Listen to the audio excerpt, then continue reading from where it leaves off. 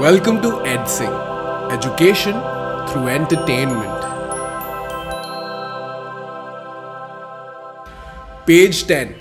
By 1791, France becomes a constitutional monarchy. Power divided into legislative, judiciary, and executive.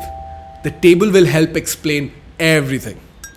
Active citizens, about 4 million strong, are tax-paying men aged 25 and above. These elect the judge that make the judiciary, the side of the government that puts laws into practice. They also elect a group of 50,000 men who become the electors. These electors vote to put together a national assembly of 745 strong. Legislature, the lawmakers to the country. The king and his ministers are the executives, now controlled by the National Assembly. Passive citizens include women, children, youth below 25 and about 3 million men. Page 14. King France is secretly in negotiation with King Prussia. Neighboring countries fear the same could happen to them. National Assembly would have none of that, so declare war over Prussia and Austria.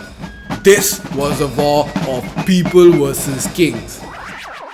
It still felt the revolution was mainly for the rich. So the poorer sections of society formed a political club called the Jacobins.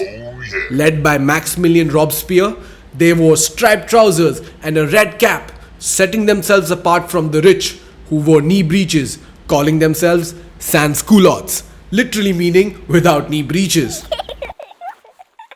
Page 15. France becomes a republic. The king is ripped of his royal stature, imprisoned and executed. No! Votes are held for all men above 21 and the revolution is in its full swing. Page 16. And the reign of terror begins, 1793 to 94. Much like Sachin Tendulkar in his nervous 90s. I'll take it from here. Anybody who disagreed with Maximilien Robespierre found his way to the guillotine. No! Under him, wages and prices were fixed. Meat and bread was rationed. Everybody ate the quality bread, called each other citizens, and converted churches into offices.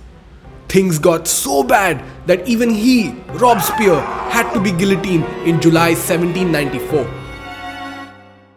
Page 17. With Max's death, the rich middle class took control, made 2 legislative councils and added a directory. With 5 ruling bodies, the system was such a mess that a military dictator, Napoleon Bonaparte, had to take control.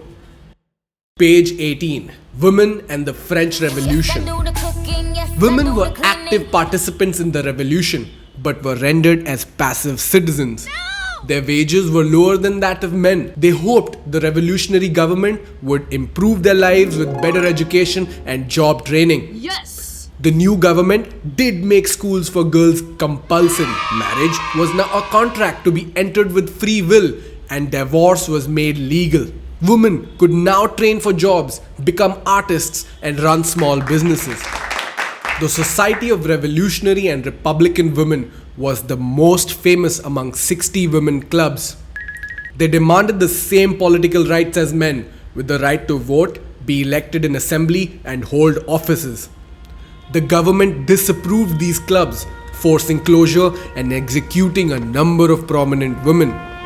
Olympe de Gouges led this march, critiqued the Jacobin government and laid her life for the same. Their struggles continued for the next 200 years until 1946, a year before India's independence. They finally got the power to vote. Page 21. Abolition of slavery. Slavery was big business that started in the 17th century. For the rising demand of coffee, indigo, sugar and tobacco, a triangular slave trade was set up between Europe, America and Africa. Introducing the abolition of slavery meant losing the support of big businessmen. However, extending the reach of the revolution to French colonies overseas. Under the convention, 1794, slavery was abolished, but for a brief 10 years. Page 22. the revolution and everyday life. Revolution's biggest impact was towards the freedom of speech and free press. Without censorship, freedom to express was now a natural right. I have a dream. Public opinions and opposing views found a medium in print.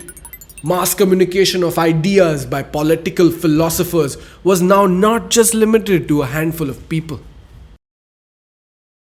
Page 23. Napoleon and conclusion. 1804. Napoleon crowns himself the Emperor of France.